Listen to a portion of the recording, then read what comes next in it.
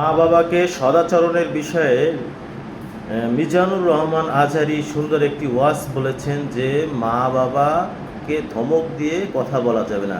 আপনারা শুনতে থাকুন, আমিও আপনাদের সাথে শুনতে থাকি। ভালো লাগলে অবশ্যই লাইক, কমেন্ট, শেয়ার করবেন। ছেলে আমার মস্ত মানুষ, মস্ত অফিসার, মস্ত ফ্ল্যাটে যায় না দেখা এ পারে ও পার, নানান রকম জিনিস আর আসবাব দামি দামি, সবচেয়ে কম দামি ছিলাম একে মাত্র আমি। ছেলের আবার আমার প্রতি অগাধ সম্ভ্রম, আমার ঠিকানা তাই বৃদ্ধাশ্রম। এজন্য আল্লাহ ডেকে বললেন, খবরদার বাবা মারে বৃদ্ধাশ্রমে রেখে এসো না। তোমাদের জ্বালা যন্ত্রণা বাবা মা সহ্য করেছে, তোমারে ঘর থেকে বের করে দেয় না, এতিমখানায় রেখে আসে নাই।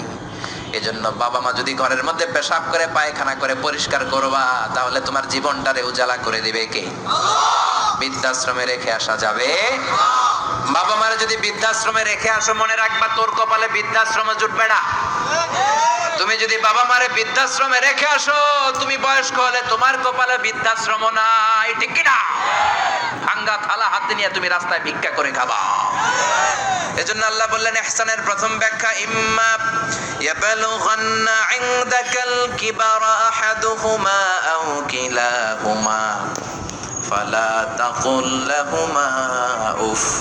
বাবা মা যখন বার্ধক্যে উপনীত হয়, তাদের কোনো কাজে নাক ছিটকাবা না, উফ শব্দটাও করবা না, উহ আহ এটাও বলা যাবে না। কথাটা কার? ইহসানের 2 নাম্বার ব্যাখ্যা, ওয়ালা তানহারহুমা, আব্বা আম্মারে ধমক দিও না।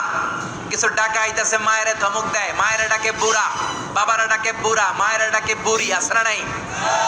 কেমন করে মা বাবারে তুমি বুড়া বুড়ি ডাকো?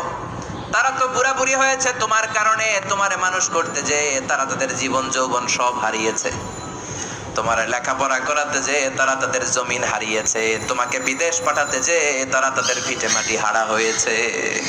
কিছু লোক